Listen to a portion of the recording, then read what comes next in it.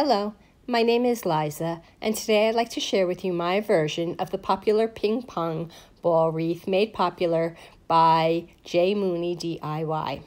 What you'll need for this particular size wreath are 2.5 packages of the ping pong balls.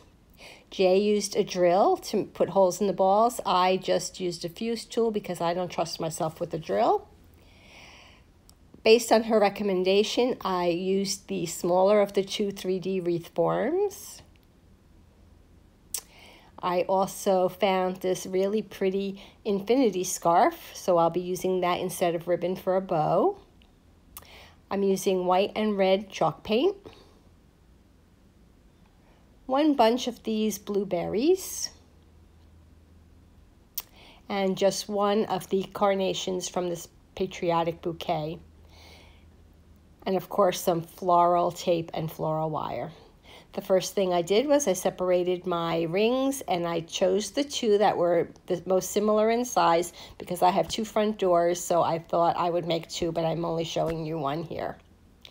Next, I used wire cutters to take off the 2 rings that actually help the spear become a spear.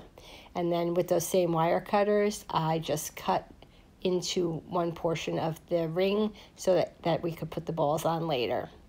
Next, I used my fuse tool because it actually makes the perfect size hole, and I put the hole on one end of the ping pong ball. And then to steady it, to put another hole at the other end, I just placed it on top of a nail that I put in some Play-Doh. And you'll see my little there it is, my nail and my Play-Doh, how I did that on a tile. And it worked really well so that I could get my holes to be pretty much lined up. I made sure they all fit on my ring before I continued, and once they did, I left a space just big enough so I could still wrap my wire and add my bow and flowers. The next thing I did was I started to paint my ping pong balls. Unfortunately, just because the wire fits in the hole doesn't mean a skewer does, so I ended up painting half the balls, putting them back in the packaging and waiting for them to dry.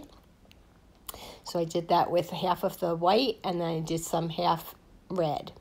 While that was drying, I took my infinity scarf and I cut it to make it 1 long piece, and then I used pinking shears to cut the edges so that it would be less fraying. Then I went back to my ping pong balls and I thought, oh, I'll just use my heat gun to try to speed up the process. And actually, I melted my ping pong balls, made them so soft that I actually dented it. So just be careful if you choose to use that option.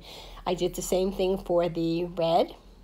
And then I alternated them and put them back on the wire ring. Once I had them all on, red, white, I attached the 2 wires together with floral wire, and then I covered the floral wire with some floral ribbon so that it wasn't too sharp. The paint chips off of these quite fast, so I thought if I do it again, I'm going to put some wax to cover it.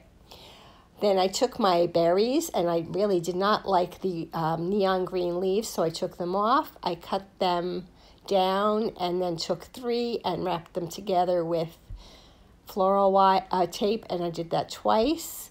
And then I attached them to the wreath with floral wire, and again covered it up with more floral tape for the scratching stuff. And then I didn't take a picture at the time, but I did add 1 of those blue flowers, and I hung it up on my door, and this is what it looks like. I hope you enjoyed my project. If you did, please give my video a thumbs up, leave me a comment, and as always, if you aren't already subscribing, please consider doing so. Thanks for watching. Please stay well.